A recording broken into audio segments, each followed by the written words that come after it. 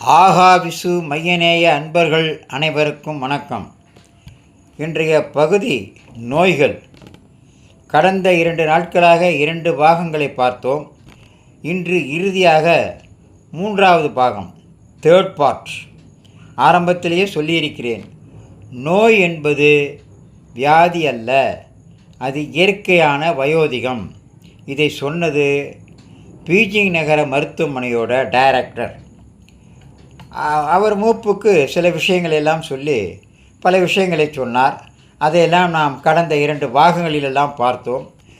குறிப்பாக, நீங்கள் நோயாளி அல்ல, வயதாகிறீர்கள்.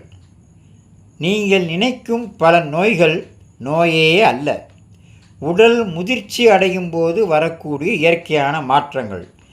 உதாரணமாக, நினைவாற்றல் குறைவு, மெதுவாக நடப்பது, கைகால்களில் வலி, தூக்கமின்மை, உடல் வலிகள், கைகள் கால்கள் பல பகுதிகளில் வலி ஏற்படுதல், இவையெல்லாம் நோய்களே அல்ல.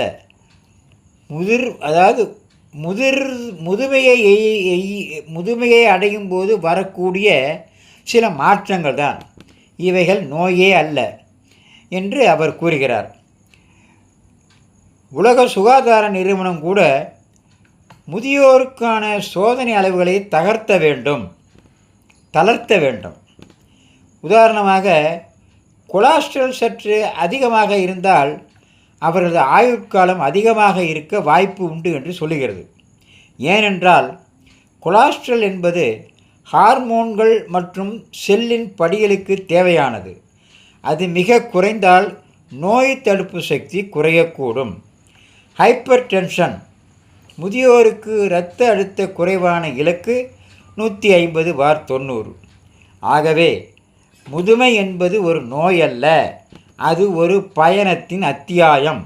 வாழ்ந்திருக்கிறோம் என்பதற்கான சான்றுதான் முதுமை. முதியோர்களுக்கும் அவருடைய பிள்ளைகளுக்கும் சில விஷயங்களை சொல்லிக் கொடுத்தால் முதியவர்கள் நலமாக இருப்பார்கள். முதியவர்கள் பயப்படுகிறார்கள். சோதனை அறிக்கைகளால் அல்லது விளம்பரங்களால் பயப்பட வைக்காதீர்கள். முக்கியமாக பிள்ளைகள் செய்ய வேண்டியது அவர்களை மருத்துவமனைக்கு அழைத்துச் செல்லும் விஷயமல்ல, அவர்களோடு நேரம் கழிப்பதே மிக முக்கியம்.